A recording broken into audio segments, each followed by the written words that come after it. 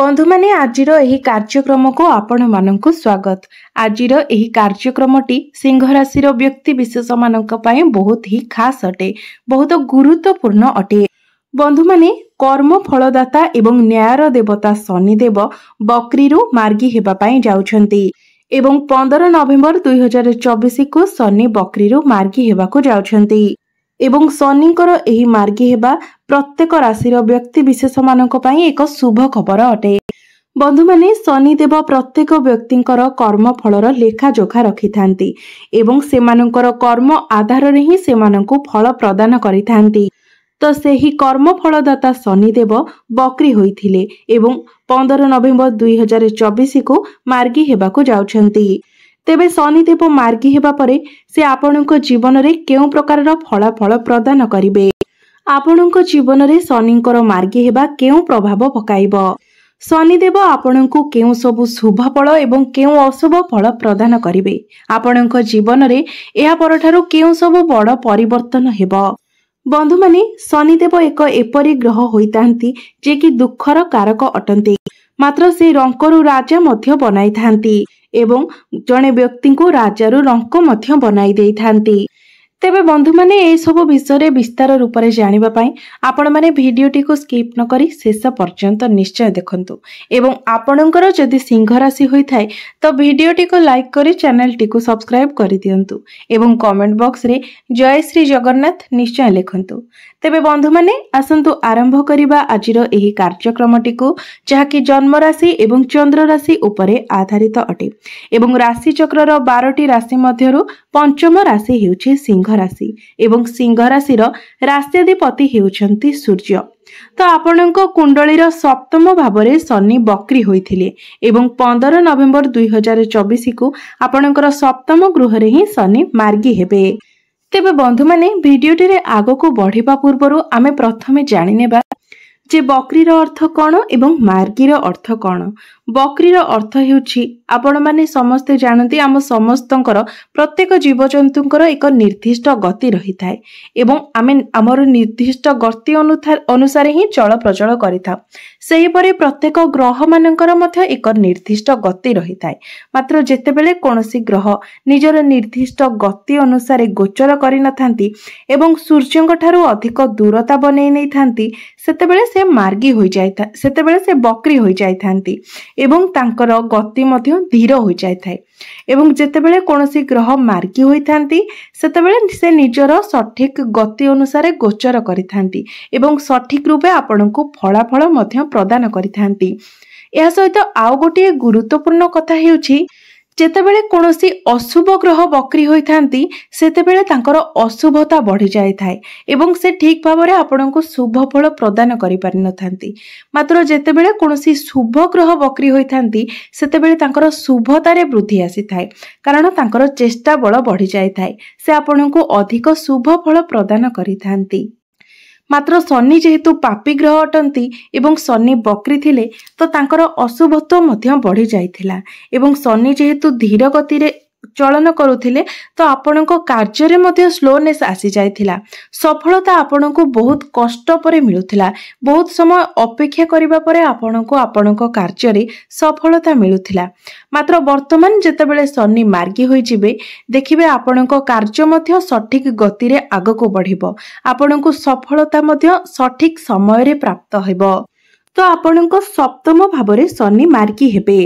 सप्तम भावटी होई थाए आपणको वैवाहिक जीवनर भाव, आपणक जीवन साथीर भाव एवं पार्टनरशिप भाव एवं सप्तम भावटी आपणक डेली इनकम रो मध्य भाव होई थाए।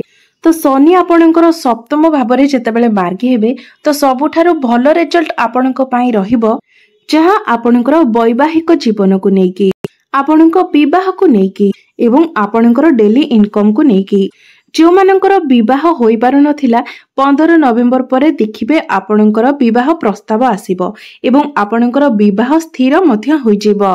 जेतेबेले शनि बकरी थिले तो आपणको वैवाहिक जीवन रे आपण दुई जनक मध्यरे ଅଯଥାରେ ହିଁ କଳି ଝଗଡ଼ା ହେଉଥିଲା, ଅଯଥା ଯୁକ୍ତି ତର୍କ ହେଉଥିଲା, କିଛି କାରଣ ନଥାଇ ମଧ୍ୟ ଆପଣଙ୍କ ମଧ୍ୟରେ ମତାନ୍ତର ହେଉଥିଲା। ମାତ୍ର ଶନି ଯେତେବେଳେ ମାର୍ଗୀ ହୋଇଯିବେ ଆପଣଙ୍କ ଭିତରେ ଏସବୁର ସମାଧାନ ହୋଇଯିବ। ଆପଣଙ୍କର ସମ୍ପର୍କରେ ମଧୁରତା ଆସିବ। ଆପଣ ଦୁଇ ଜଣ ମିଶିକି ଡିସିସନ ନେବେ ଏବଂ କେଉଁଆଡ଼େ ବୁଲିବା ପାଇଁ ମଧ୍ୟ ଆପଣ ପ୍ଲାନିଂ କରିପାରନ୍ତି। ବନ୍ଧୁମାନେ, ଶନି ଆପଣଙ୍କର କେନ୍ଦ୍ରରେ ବିରାଜମାନ ଅଛନ୍ତି। କୁଣ୍ଡଳୀର ପ୍ରଥମ, ଚତୁର୍ଥ, ସପ୍ତମ ଏବଂ ଦଶମ ଭାବକୁ କେନ୍ଦ୍ର ବୋଲି ବିବେଚନା କରାଯାଇଥାଏ। ତ ଶନି ଯେହେତୁ ଆପଣଙ୍କର ସପ୍ତମ ଭାବରେ ବିରାଜମାନ ଅଛନ୍ତି, ଅର୍ଥାତ୍ ଆପଣଙ୍କର କେନ୍ଦ୍ରରେ ବିରାଜମାନ ଥାଇ ଶନି ଶଶ ନାମକ ରାଜଯୋଗର ନିର୍ମାଣ କରୁଛନ୍ତି ଏବଂ ଶନି ଯେତେବେଳେ ମାର୍ଗୀ ହୋଇଯିବେ ତ ଆପଣଙ୍କୁ ସେହି ଶଶ ନାମକ ରାଜଯୋଗର ସମ୍ପୂର୍ଣ୍ଣ ଶୁଭ ଫଳର ପ୍ରାପ୍ତି ହେବ। ସିଂହ ରାଶିର ବ୍ୟକ୍ତି ବିଶେଷ ମାନେ ଯେଉଁମାନେ ପାର୍ଟନରସିପ୍ କରିବା ପାଇଁ ଭାବୁଥିଲେ ତ 15 ନଭେମ୍ବର ପରେ ଆପଣଙ୍କ ପାଇଁ ବହୁତ ଭଲ ସମୟ ରହିବ, ବହୁତ ଭଲ ସୁଯୋଗ ଆପଣଙ୍କ ପାଇଁ ଆସିବ। ସପ୍ତମ ଭାବଟି ଡେଲି ଇନକମର ଭାବ ହୋଇଥାଏ। ତ 15 ନଭେମ୍ବର ପରେ ଆପଣଙ୍କର ଡେଲି ଇନକମ ମଧ୍ୟ ବଢିବ।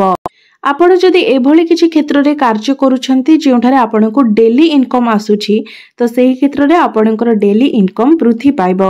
ଆପଣଙ୍କର ସେହି କାର୍ଯ୍ୟରେ ଉନ୍ନତି ଆସିବ, ସେହି କାର୍ଯ୍ୟରେ ଆପଣ ଅଗ୍ରଗତି କରିବେ। ମାର୍ଗୀ ଶନିଙ୍କର ଦୃଷ୍ଟି ଆପଣଙ୍କର ନବମ ଭାବ ଉପରେ ପଡ଼ିବ ଏବଂ ନବମ ଭାବଟି ହୋଇଥାଏ ଆପଣଙ୍କ ଭାଗ୍ୟର ସ୍ଥାନ। ଭାଗ୍ୟ ସହ ଜଡ଼ିତ ଯେତେ ବି କାର୍ଯ୍ୟ ଥାଏ ତାହା ନବମ ଭାବ ସହିତ ହିଁ ଜଡ଼ିତ ରହିଥାଏ ଏବଂ ନବମ ଭାବଟି ଆପଣଙ୍କର ପିତାଙ୍କର ମଧ୍ୟ ଭାବ ହୋଇଥାଏ। ତ ଯେତେବେଳେ ମାର୍ଗୀ ଶନିଙ୍କର ଦୃଷ୍ଟି ଆପଣଙ୍କର ନବମ ଭାବ ଉପରେ ପଡ଼ିବ ତ ଆପଣଙ୍କ ପିତାଙ୍କର ସ୍ୱାସ୍ଥ୍ୟରେ ଯଦି କିଛି ସମସ୍ୟା ଥିଲା, ତାଙ୍କର କିଛି ମାନସିକ ଚିନ୍ତା ଥିଲା କିମ୍ବା ଆପଣଙ୍କ ପିତାଙ୍କୁ ନେଇକି ଯାହା ବି କିଛି ସମସ୍ୟା ଥିଲା, ଦେଖିବେ 15 ନଭେମ୍ବର ପରେ ସେସବୁରେ ସୁଧାର ଆସିବାକୁ ଲାଗିବ। ଦ୍ୱିତୀୟ କଥା ହେଉଛି ନବମ ଭାବରେ ଶନିଦେବ ନିଚସ୍ତ ହୋଇଯାଆନ୍ତି। ତ ଶନିଙ୍କର ଦୃଷ୍ଟି ଆପଣଙ୍କର ନବମ ଭାବ ଉପରେ ପଡ଼ିବା ଅର୍ଥ ଆପଣଙ୍କର କାମ ଯେଉଁ ବହୁତ ଲେଟ୍ ହେଉଥିଲା ତାହା ବର୍ତ୍ତମାନ କିଛି ମାତ୍ରାରେ ସୁଧାର ଆସିବ। ସମୟ ଲାଗିବ, ଏବେ ବି ଆପଣଙ୍କୁ ସମୟ ଲାଗିବ, ମାତ୍ର ତାପରେ ବି ଦେଖିବେ କିଛି ମାତ୍ରାରେ ଆପଣଙ୍କର ସେଥିରେ ସୁଧାର ଆସିବ। ଧରି ନିଅନ୍ତୁ ଆପଣ ପ୍ରଥମେ ଯେଉଁ କାର୍ଯ୍ୟ ସବୁ କରୁଥିଲେ, ଯେଉଁ କାର୍ଯ୍ୟରେ ହାତ ଦେଉଥିଲେ ସେଥିରେ ଆପଣ ସକ୍ସେସ୍ ହୋଇପାରୁନଥିଲେ, ଆପଣଙ୍କର ସେହି କାର୍ଯ୍ୟ ଷ୍ଟାର୍ଟ ହିଁ ହୋଇପାରୁନଥିଲା, ମାତ୍ର ବର୍ତ୍ତମାନ ଆପଣ ସେହି କାର୍ଯ୍ୟଟିକୁ ଷ୍ଟାର୍ଟ କରିପାରିବେ। ହୁଏତ କାର୍ଯ୍ୟକୁ ଶେଷ କରିବା ପାଇଁ ଆପଣଙ୍କୁ ବହୁତ ଅଧିକ ସମୟ ଲାଗିପାରେ, ମାତ୍ର କାମକୁ ଆପଣ ଷ୍ଟାର୍ଟ କରିପାରିବେ ଏବଂ ବହୁତ ଡେରିରେ ହେଲେ ବି ଆପଣଙ୍କୁ ସଫଳତା ମିଳିବ। ମାତ୍ର ପୂର୍ବ ଅପେକ୍ଷା ଅର୍ଥାତ୍ ଯେତେବେଳେ ଶନି ବକ୍ରୀ ଥିଲେ ତା ତୁଳନାରେ ଆପଣଙ୍କ ଜୀବନରେ ବହୁତ ପଜିଟିଭ ଚେଞ୍ଜେସ୍ ଆସିବ। 15 ନଭେମ୍ବର ପରେ ଆପଣ ଅଧିକ ଲଙ୍ଗ ଟ୍ରାଭେଲ କରିପାରନ୍ତି ଏବଂ ଧାର୍ମିକ ଯାତ୍ରା ମଧ୍ୟ କରିପାରନ୍ତି ଏବଂ ଏପରି କିଛି ବ୍ୟକ୍ତିଙ୍କ ଘରକୁ ଆପଣ ଯାଇପାରନ୍ତି ଯେଉଁମାନଙ୍କ ସହିତ ବହୁତ ଦିନ ଧରି ଆପଣ ଦୂରରେ ରହୁଥିଲେ, ସେମାନଙ୍କ ସହିତ ଆପଣଙ୍କର ବହୁତ ଦିନ ଧରି କୌଣସି କଣ୍ଟାକ୍ଟ ନଥିଲା କିମ୍ବା କୌଣସି ଅଜଣା ବ୍ୟକ୍ତିଙ୍କ ସହିତ ମଧ୍ୟ ଏହି ସମୟରେ ଆପଣଙ୍କର ସମ୍ପର୍କ ଗଠନ ହୋଇପାରେ। କୌଣସି ଅଜଣା ଲୋକଙ୍କ ସହିତ ଆପଣ ବନ୍ଧୁତା ସ୍ଥାପନ କରିପାରନ୍ତି ଏବଂ ଯାହାକି ଆପଣଙ୍କ ପାଇଁ ପଜିଟିଭ ହିଁ ରହିବ, ଆପଣଙ୍କ ପାଇଁ ତାହା ଲାଭପ୍ରଦ ରହିବ। ଶନିଙ୍କର ଦୃଷ୍ଟି ଆପଣଙ୍କର ନବମ ଭାବ ଉପରେ ରହୁଛି। ତ ନବମ ଭାବଟି ହାୟର ଏଜୁକେସନର ମଧ୍ୟ ହୋଇଥାଏ। ତ ଯେଉଁମାନେ ହାୟର ଏଜୁକେସନ କରିବା ପାଇଁ ଚାହୁଁଥିଲେ 15 ନଭେମ୍ବର ପରେ ଆପଣ ହାୟର ଏଜୁକେସନ ମଧ୍ୟ କରିପାରିବେ। ଉଚ୍ଚଶିକ୍ଷା ପାଇଁ ଯଦି ଆପଣ ଫର୍ମ ଫିଲ୍ଅପ୍ କରିବା ପାଇଁ ଚାହୁଁଥିଲେ ତ ଆପଣ ଫର୍ମ ଫିଲ୍ଅପ୍ କରିପାରିବେ। ମାତ୍ର ଏହି କ୍ଷେତ୍ରରେ ଆପଣ ଗୋଟିଏ କଥାର ଧ୍ୟାନ ରଖିବେ ଯେ ଆପଣ ଅନ୍ୟମାନଙ୍କ କଥାରେ ପଡ଼ନ୍ତୁ ନାହିଁ, ଅନ୍ୟମାନଙ୍କ କଥା ଶୁଣି କୌଣସି ଭୁଲ ଡିସିସନ ନିଅନ୍ତୁ ନାହିଁ। ନିଜ ହିସାବରେ ଆପଣ କାର୍ଯ୍ୟ କରନ୍ତୁ। ଆପଣଙ୍କୁ ଯାହା ଠିକ୍ ଲାଗୁଛି, ଆପଣଙ୍କ ଶିକ୍ଷାକୁ ନେଇକି ଆପଣ ଯାହା ଡିସିସନ ନେଲେ ଆପଣ ସେଥିରେ ସକ୍ସେସ୍ ହେବେ, ଆପଣ ସେଇ କାର୍ଯ୍ୟ କରନ୍ତୁ। ଅନ୍ୟମାନଙ୍କ କଥା ଶୁଣି ଆପଣ ବିଲକୁଲ ବି କୌଣସି ଭୁଲ ଡିସିସନ ନିଅନ୍ତୁ ନାହିଁ। ଶନିଙ୍କର ଦୃଷ୍ଟି ଆପଣଙ୍କର ପ୍ରଥମ ଭାବ ଅର୍ଥାତ୍ ଚନ୍ଦ୍ରମାଙ୍କ ଉପରେ ପଡୁଛି। ଶନିଙ୍କର ବକ୍ରୀ ଦୃଷ୍ଟି ମଧ୍ୟ ଆପଣଙ୍କର ଚନ୍ଦ୍ରମା ଉପରେ ଥିଲା, ଏବେ ମାର୍ଗୀ ଦୃଷ୍ଟି ମଧ୍ୟ ଆପଣଙ୍କ ଚନ୍ଦ୍ରମା ଉପରେ ରହିବ, ଯାହାର ପ୍ରଭାବ ଆପଣଙ୍କ ଉପରେ ବହୁତ ଅଧିକ ପଡ଼ିବ। କାରଣ ଚନ୍ଦ୍ରମା ଆମ ମନର କାରକ ଗ୍ରହ ଅଟନ୍ତି, ଚନ୍ଦ୍ରମା ଆମ ମନର ହିଁ ସ୍ୱରୂପ ଅଟନ୍ତି ଏବଂ ଆମର ସବୁ କାର୍ଯ୍ୟର ଡୋରି ମନ ଉପରେ ହିଁ ଥାଏ। ଆମ ମନକୁ ଯାହା ଆସିଥାଏ ଆମେ ତାହା ହିଁ କରିଥାଉ। ତ ଆମର ସେହି ମନ ଉପରେ ହିଁ ଶନିଦେବଙ୍କର ଦୃଷ୍ଟି ରହୁଛି। ତ ଯେତେବେଳେ ଶନି ବକ୍ରୀ ଥିଲେ, ଏବେ ବି ବକ୍ରୀ ଅଛନ୍ତି, ତ ବର୍ତ୍ତମାନ ଶନି ଆମର ମନକୁ, ଯେଉଁମାନଙ୍କର ସିଂହ ରାଶି ଅଟେ, ସିଂହ ରାଶିର ବ୍ୟକ୍ତି ବିଶେଷ ମାନଙ୍କର ମନକୁ ଶନିଦେବ ଡାଇଭର୍ଟ କରାଉଥିଲେ। ଆପଣଙ୍କର ମନ ସର୍ବଦା ବିଚଳିତ ରହୁଥିଲା, अनेक प्रकार नेगेटिविटी आपणको मन को आसुथिला। आपण सबुबले ओवर थिंकिंग करुथिले। आपणक मनरे नेगेटिव एनर्जी क्रिएट हेउथिला एवं मन नेगेटिव होइचिबा माने आपणकर चतुर्पार्श्व मध्य नेगेटिव भली आपणको लागि थाए। तो सेही भली घटना आपणको सहित घटुथिला। मात्र शनि जेतेबेले मार्गी होई जिबे आपण ए सब क्षेत्र रे बहुत बड़ चेंजेस देखिबा को पाइबे। यार बहुत बड़ प्रभाव आपणको ऊपर पड़िबो। आपणको भितरे जो टेंशन थिला, ओवर थिंकिंग थिला, नेगेटिविटी थिला, ए सब किछि पॉजिटिव रे बदली जिवो। आपणकर माइंड पॉजिटिव आसीबो।